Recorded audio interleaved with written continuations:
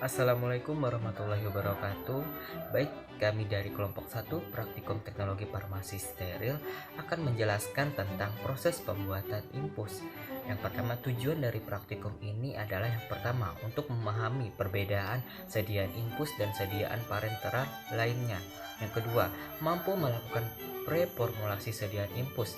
Yang ketiga, mampu memahami konsep isotonisitas dari sediaan infus dan mampu memilih eksipien yang digunakan dalam formulasi sediaan infus.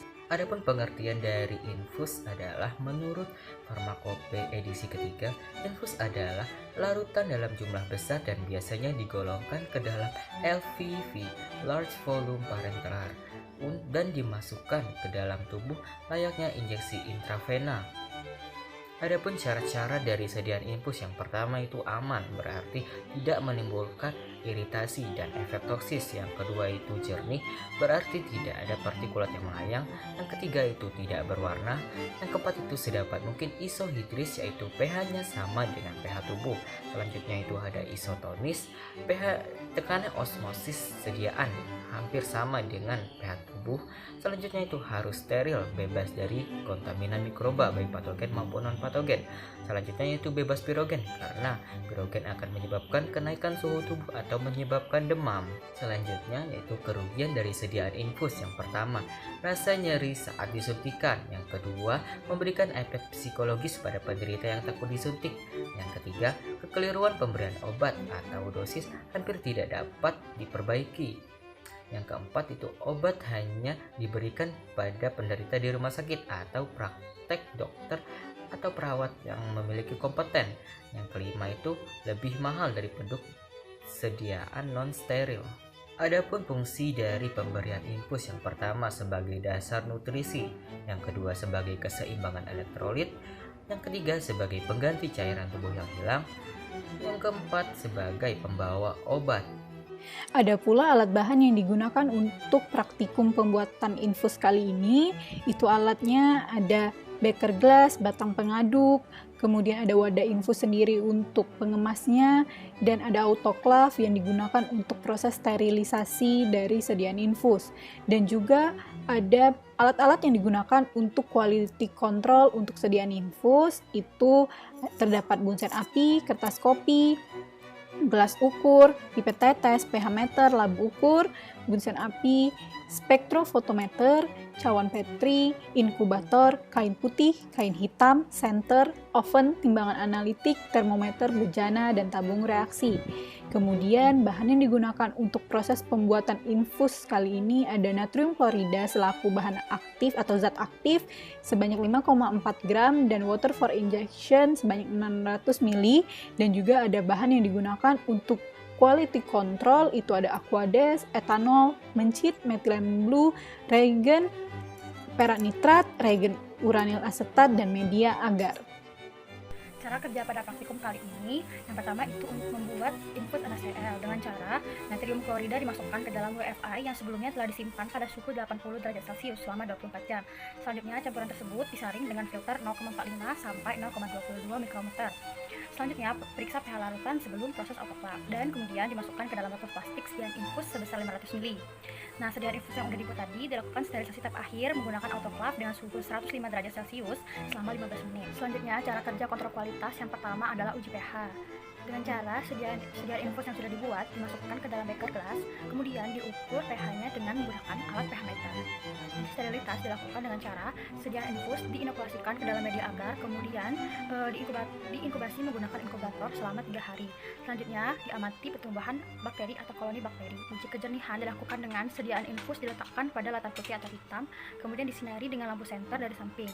Nah, kalau dengan latar belakang berwarna hitam akan terlihat kotoran yang tidak berwarna, sedangkan dengan latar putih akan terlihat kotoran yang berwarna. Uji pirogenitas dengan tikus yang sudah dipuasakan selama 24 jam, lalu ditimbang menggunakan timbangan analitik dan diukur suhu tikus sebelum diberikan infus NaCl melalui rektal.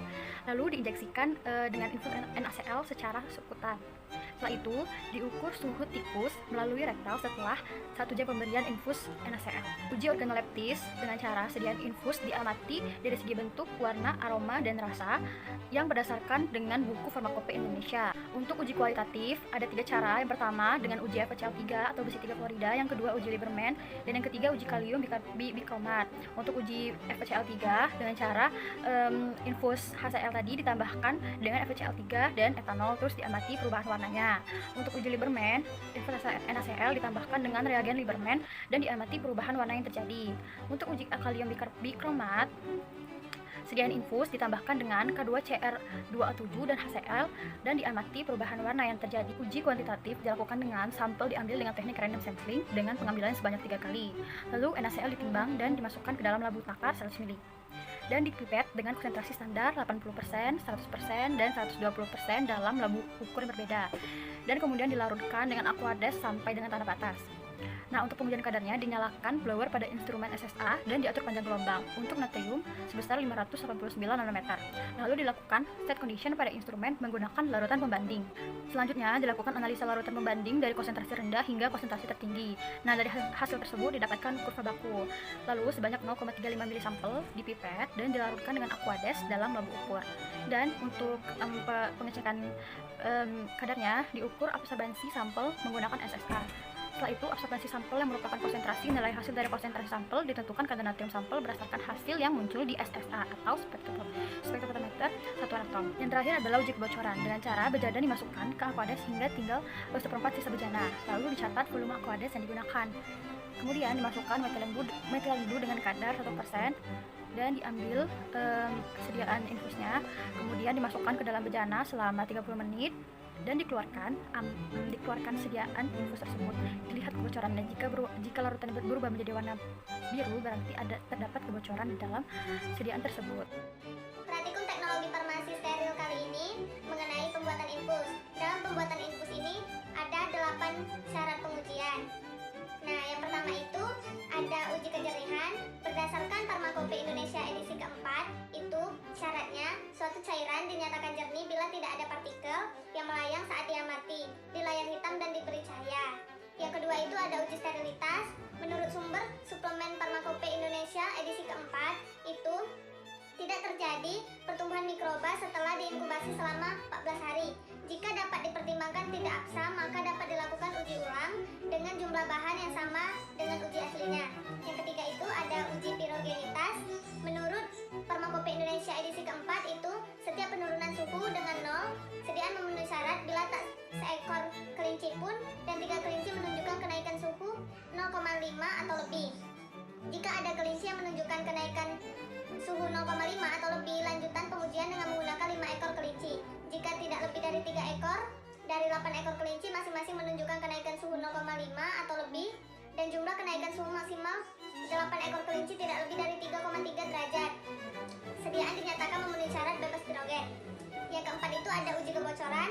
Menurut Gueswin Agus tahun 2009, itu uji kebocoran memenuhi syarat apabila rata-rata kebocoran tidak boleh lebih dari 1,3 kPa per 10 menit, nilai absolut yaitu kurang dari 7 kPa.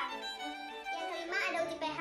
Menurut sumber suplemen Farmakope Indonesia edisi keempat, uji pH memenuhi syarat apabila pH sesuai dengan spesifikasi formulasi sediaan yang ditargetkan. Yang keenam itu ada uji organoleptis. Menurut sumber Farmakope Indonesia edisi keempat, itu uji organoleptis memenuhi syarat jika hasil yang didapat dari kuesioner sesuai dengan karakteristik sediaan secara teoritis atau yang dinyatakan dalam Farmakope Indonesia edisi 4 dan HUP. Yang ketujuh ada uji kualitatif. Menurut sumber Farmakope Indonesia edisi ketiga, uji kualitatif memenuhi syarat apabila uji ion klorida menunjukkan hasil positif bila berbentuk endapan putih. Dan yang kedua itu uji ion natrium menunjukkan hasil positif bila terbentuk endapan kuning. Yang terakhir ada uji kuantitatif. Menurut sumbernya itu menurut Fornas edisi kedua,